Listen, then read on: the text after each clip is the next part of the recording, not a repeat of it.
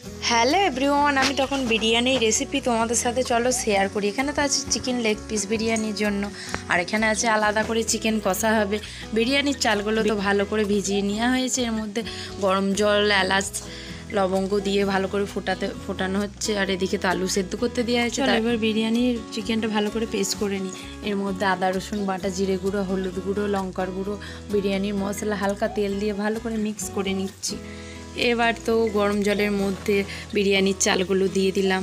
আলুতে এদিকে ভাজা কমপ্লিট, পেঁয়াজ কাটা আছে, আদা বাটা আছে। বিরিয়ানির চালগুলো ঝরিয়ে ভালো করে নেওয়া হয়েছে, শুকিয়ে গেছে।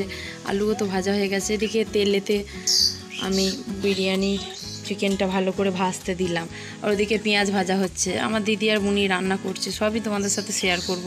চিকেনটা ভালো করে কষানো হচ্ছে, আলুগুলো দিয়ে কষানো তো কমপ্লিট হয়ে গেছে। এদিকে জল একটা বাটিতে গোলাপ জল, কেওড়ার জল আর এদিকে আতপ নিয়ে ভালো করে মিক্স করে নিলাম। একটা তো হাঁড়ির মধ্যে ভালো করে ভেতরটা তেল মাখিয়ে শালপাতাটাও দিয়ে দিলাম, ওর মধ্যে ভালো করে তেল মাখিয়ে নিলাম।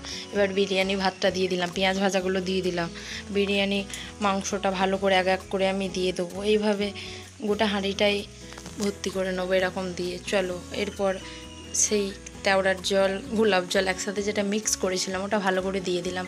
এইভাবে সব ছড়িয়ে দিতে হবে। বিরিয়ানি তো আমার রেডি হয়ে গেছে। এইভাবে আমি এক হাঁড়ি বিরিয়ানি বানিয়ে ফেললাম। এখনও বাকি আছে, দাঁড়াও। এটা ভালো করে সাইডগুলো আটা লাগিয়ে নেওয়া হচ্ছে যাতে না হাওয়া ঢোকে। সাইডগুলো তো লাগানো কমপ্লিট, দমে তো বসানো হবে। চলো, দমে বসিয়ে দেওয়া হলো গ্যাসে। এবার এদিকে চিকেন কষাও কমপ্লিট হয়ে গেছে, ভালো করে কষানো হচ্ছে। আর এদিকে তোমার দিদি রান্না করতে করতে আমি ওর সাথে একটু কথা বলছি, আর আমি দাঁড়িয়ে দাঁড়িয়ে ভিডিও করছি।